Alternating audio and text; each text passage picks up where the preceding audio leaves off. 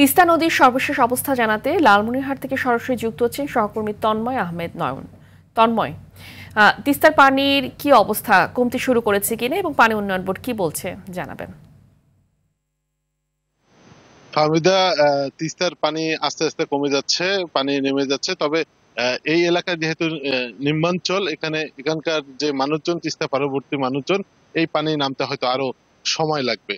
তো এখন পর্যন্ত আমরা যতটুকু দেখেছি, শুধু খুনিয়াগাছ ইউনিয়নে, সদর উপজেলার খুনিয়াগাছ ইউনিয়নে 1000 মানুষের মতো পানিবন্দী রয়েছে। এছাড়াও লালমনিরহাট জেলার 5টি উপজেলার গকুন্ডা ইউনিয়ন, আদিতবাড়ি উপজেলার গোবর্ধন, মহিষকুচা ইউনিয়ন সহ কালীগঞ্জ কালীগঞ্জ হাতীবান্ধা এবং পাটগ্রামের বেশ কিছু এলাকা প্লাবিত হয়েছে। সেখানকার মানুষজন পানিবন্দী রয়েছে।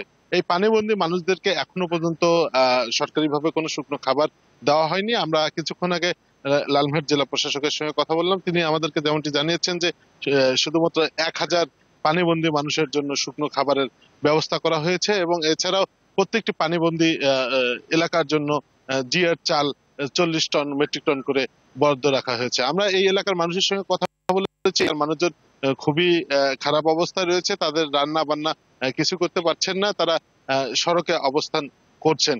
পানি উন্নয়ন বোর্ডের সঙ্গে আমরা কথা বলেছি। পানি উন্নয়ন বোর্ড থেকে আমাদেরকে যা জানানো হয়েছে যে সর্বশেষ দুপুর 3টায় বিপদসীমার 15 সেন্টিমিটার উপর দিয়ে পানি প্রবাহিত হচ্ছে। তো আমরা বাস্তবে দেখতে পাচ্ছি যে এদিকে পানি কমছে, হয়তো একটু সময় লাগবে। তবে দুর্ভোগ কিন্তু কমেনি। মানুষের পানি কমতে থাকলেও দুর্ভোগ কমেনি। মানুষজন এখনো পর্যন্ত রাস্তায় অবস্থান করছেন শুকনো খাবারের আশায়। সরকার এবং রাজনৈতিক ব্যক্তিবর্গ সহ অন্যান্যরা যদি তাদেরকে শুকনো খাবার দেয়, হয়তো সেই খাবারই তারা খাবেন।